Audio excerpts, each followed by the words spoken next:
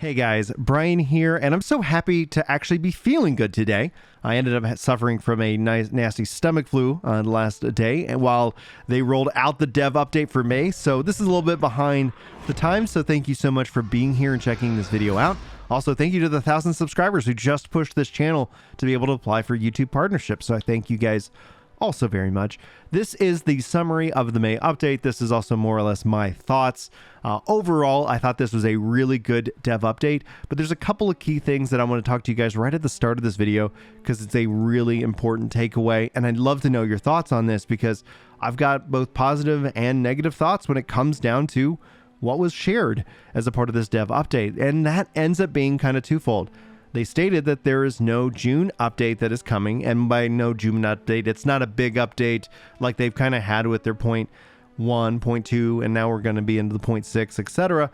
And what we're going to still get is kind of maybe even a little bit bigger weekly updates, and I actually have a real positive feel of that. That's a good takeaway for the hope of transitioning them into maybe a once every 3 months update, where once every 3 months you get the bigger update, lots more content.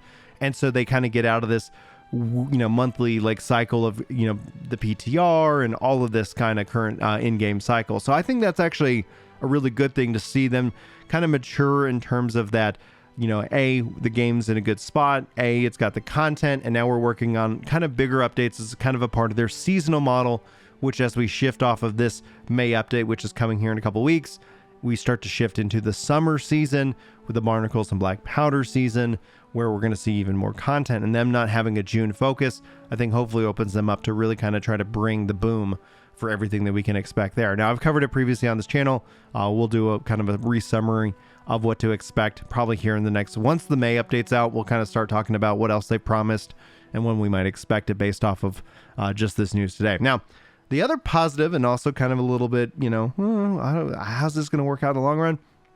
The XP, the extravaganza, looking like it's not just going to be a weekend, but a month, and all of June, basically. And outside of that, crafting, gathering, fishing, all that. All this is really positive. I'm very excited about that. I'm absolutely going to take advantage. Ultimately, though, for this event being a month long, like, it's going to encourage me to continue to tell everybody, like, guys, jump back in right now. Get that XP. We're going to be doing so many live streams. It's going to be great. And at the same time, okay, like, how is that going to impact the long-term health overall of the game, especially in terms of endgame? If everybody has everything leveled all of a sudden instantly, obviously won't be instantly.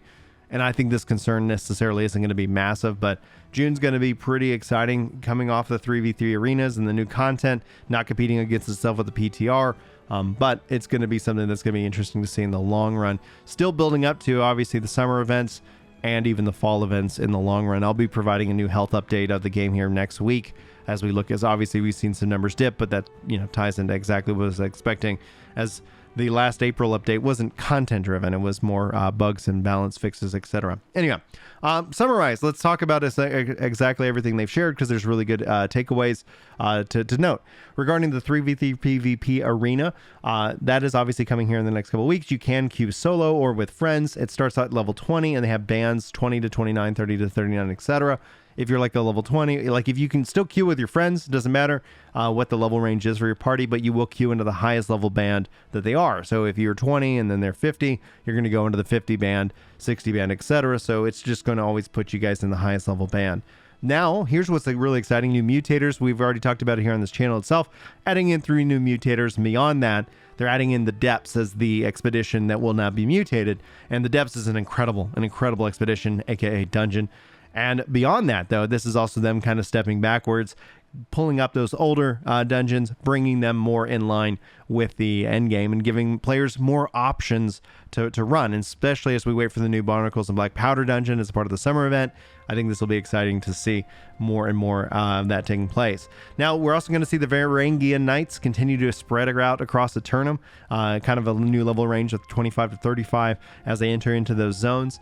If you guys haven't run across them, they fight more like players than they do AI, and it's really exciting to see kind of that story evolve, and wondering if that's going to build out into anything important down the road. They also revealed that over tens of thousands of players have used the regional and paid transfer token system, and they were really interested to see how players migrate overall. So it's good to see that system, which should have been in day one, but here we are, actually fully functioning. The Combat Academy series and creators versus devs are their content creator team-ups. As a reminder, I'll be taking place on the May 26th event over on Work to Game. The link will be in the description of this video, so go follow over there. You can get an exclusive Twitch drop, and I thank you guys so much for that support, so I'm excited to see how that plays out. Then they also talk about Nestatune and Isabel taking the lead in how many characters killed, with Nestatune ranking, and I don't know, I'm studying over that one, 400,000 characters, Isabella with over 200,000 characters killed.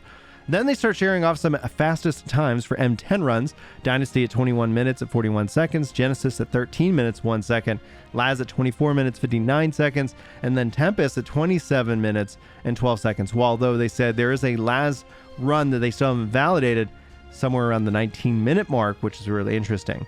Now they said they've learned a lot from the events. I know a lot of people, I did not get my rabbit chest. If you are out there like me, smash like on the video for us fellow unchestables for the Corrupted Rabbits event, but they did learn a lot from this, and they want to kind of bring in, they want these events to cycle in and out, which I think is important, and then for that, kind of having some meaningful progression. So I think we'll start to see the evolution of these events overall. Personally speaking, I don't mind RNG progression at all, as long as it's married with some form of static progression. So in case of, like, for example, the Rabbids event, ultimately people just get frustrated, but they just rack up all this rabbit meat, right? Well, it'd be interesting to see if, like, they say, well, you know what, if you get 2,500 rabbit game meat or something, or a special token that drops as a part of every kill, then after some, like, big number, you can turn it in for that specific reward itself, or you get the RNG drop. I don't want them to get rid of RNG because it just makes things exciting. But if it says that, yeah, like maybe go kill 1,000 rabbits, you're like, oh man, that's a lot. Oh, well, cool, I got the chest off the first one. Wild stuff. That's insane. Or, oh, you know what? I'm at 900 rabbits. I might as well kill 100 more. Where again, that RNG and static progression married together, I think ultimately works out. So we'll have to see how that kind of plays out in future. But I'm happy to see kind of we've got the major events. We had the Winter Solstice event. Now we're going to have the Convergence, and then we'll have probably something along the lines of the summer. And we do know more events are coming. And so having events classified as major and minor is really exciting. It kind of just changes things up here and now and every now and then, so it's going to be cool to see how that plays out. They're looking at more crafting and different balances in terms of how progression works. They named logging and fishing as two of the skills that take longer than the others, and they said that if you are 200 logger, you are god tier.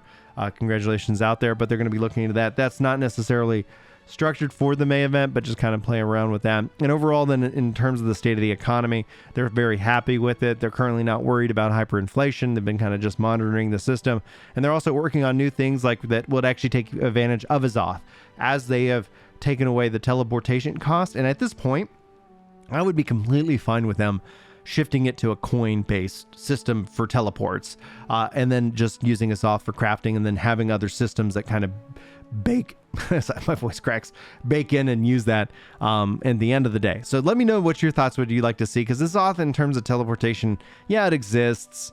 Yeah, it could be lore based, but they could always just kind of make it coin based and just like say, yeah, it is what it is in terms of kind of the economy, etc. Like that's getting the gold, when they talk about hyperinflation, that would be one way to kind of offset it in terms of that financial investment.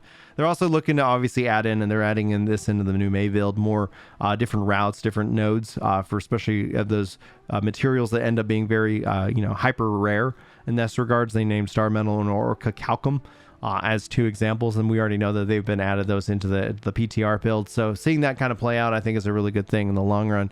Overall, I think this is a really good update. That's essentially what they've covered. If I missed anything, sound off below. Let me know if you wanted my thoughts on anything that we kind of shared in today's video. Thank you guys so much for taking time to watch it. I know it is late, in terms of that, and that's just the nature of when you get sick and you just got to go, like lay down for like a day. But it is what it is. Guys, thanks so much for being here. Thank you so much for the support. Hopefully you enjoyed this video, and hopefully I'll see you in my next. But until then, take care. Yeah. It's time to chill out on the couch and read some comments. That's right. You know me when it comes to Destiny. I'm off with the clan, and I'm glad you're feeling better. Oh, yeah.